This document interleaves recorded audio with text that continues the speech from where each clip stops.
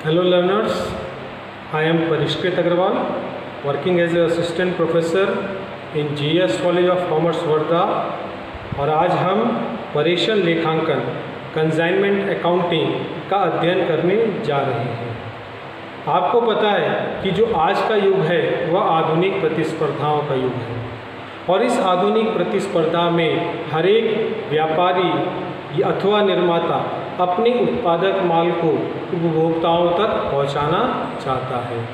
यह उसके लिए असंभव है कि वह स्वयं प्रत्यक्ष रूप में उनसे संपर्क कर सके, क्योंकि जो आज का व्यापार है वह किसी गांव या शहर तक के सीमित नहीं है, वह राष्ट्रीय और अंतर्राष्ट्रीय हो गया है। इस दशा में अपने माल की बिक्री करने के लिए कहीं न कहीं निर्माता या व्यापारी किसी न किसी प्रतिनिधि या एजेंट का सहारा लेते हैं।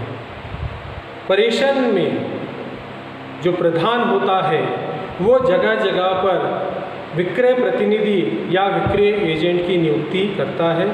यह विक्रय एजेंट या विक्रय प्रतिनिधि प्रधान द्वारा भेजे गए माल का विक्रय करने की जवाबदारी लेता है।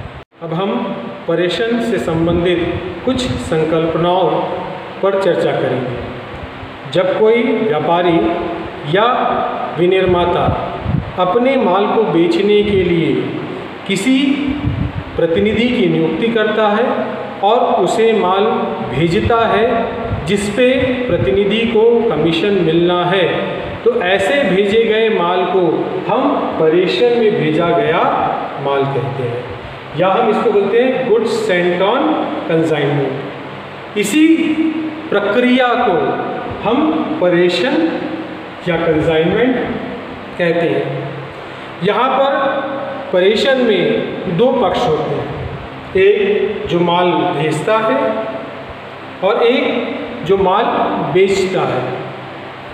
जो माल भेजता है, जो प्रधान होता है या व्यापारी होता है, उसे हम परेषक कहते हैं। जिसे माल भेजा गया है उसे हम परेषिती कहते हैं। परेषक को इंग्लिश में हम कंसाइनर कहते हैं और परेषिती को हम इंग्लिश में कंसाइनी कहते हैं। आइए अब हम चर्चा करते हैं परेषण की विशेषताओं पर। सबसे पहली विशेषता है लाभ। कोई भी व्यापार है उस व्यापार का मुख्य उद्देश्य लाभ कमाना होता है। उसी तरीके से परेषण में परेषक कंसाइनर लाभ कमाने के उद्देश्य से ही माल परेषिती को भेजता है। दूसरी विशेषता है माल का स्वामित्व। परेषक ने परेषिती को माल भेज दिया है और जब तक के वह माल बिक नहीं जाता है तब तक के उस माल का स्वामित्व परेषक ही होगा। कुछ माल की जोखिम हुई, कुछ माल में हानि हुई, उस माल का हानि का उत्तरदायित्व परेषक ही रहेगा, परेषिती उसका उत्तरदायी नहीं होगा। तीसरा विशेषता भुगतान।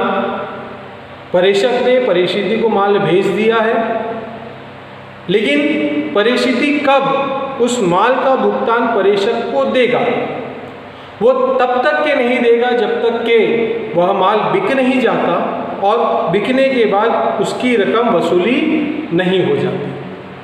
अगर उस बेचने से उसकी रकम की वसूली हो गई है तब परेषिती उत्तरदायित्व हो जाता है परेषक को रकम देने के लिए।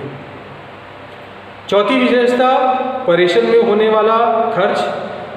परेषण में दो पक्ष हैं, एक परेषक है जो कंसाइनर है, जो गुड्स भेजता है बेचने के लिए, और दूसरा पक्ष है परेषिती जो कि कंसाइनी है, जो माल को बेचता है।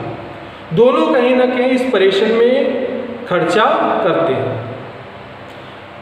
परेषक कंसाइनर माल को भेजने तक का खर्चा करेगा और जितना भी उसने खर्चा किया है वो परेषिती से वसूल नहीं कर सकता है।